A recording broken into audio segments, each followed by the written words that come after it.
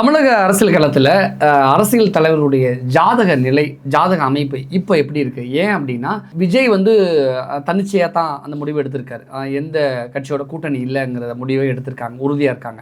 அதே மாதிரி முத்துராமலிங்க தேவருடைய அந்த நினைவு நாளுக்கு அப்புறம் அதிமுகவில் நடக்கக்கூடிய காட்சிகள்லாம் பார்க்கும் பொழுது எடப்பாடி அவருடைய ஜாதகப்படி எப்படி இருக்குது அந்த அமைப்புகள்லாம்? இப்போ எடப்பாடி அவர்கள் ஜாதகப்படி ஒரு நல்ல நேரங்கிறது இருந்தது. ஏன்னா சென்ற இடமெல்லாம் அவருக்கு வந்து திடீர்னு ஒரு பெரிய வரவேற்பு இருந்தது. நம்ம கூட அதை பற்றி நம்ம நிறையா பேசிகிட்டு இருந்தோம்.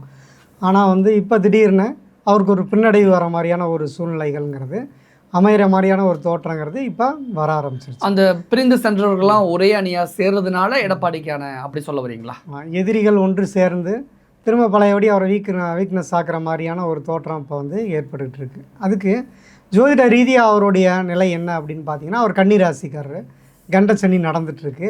7ஆம் இடத்துல சனி வந்தாவே பார்ட்னர் கூட இருக்கிறவங்களோட பகை ஏற்படுத்தும், அல்லது வந்து எதிரிகள் வலுவடையக்கூடிய சூழ்நிலைகள்ங்கிறது யதார்த்தம். அதே நேரம் குரு பலம் அப்படின்னு பார்த்தீங்கன்னா, 10ஆம் இடத்துல அவர் குரு இருக்கார். இப்போ அதிசாரமாக 11ல் இருக்கார். வர 11ஆம் தேதி 11/11/2025 அப்போ வந்து திரும்ப வக்ரமாயிடுறாரு. வக்ரமானார்னா திரும்ப ரிவர்ட்ஸ் ஆயிடுவார்.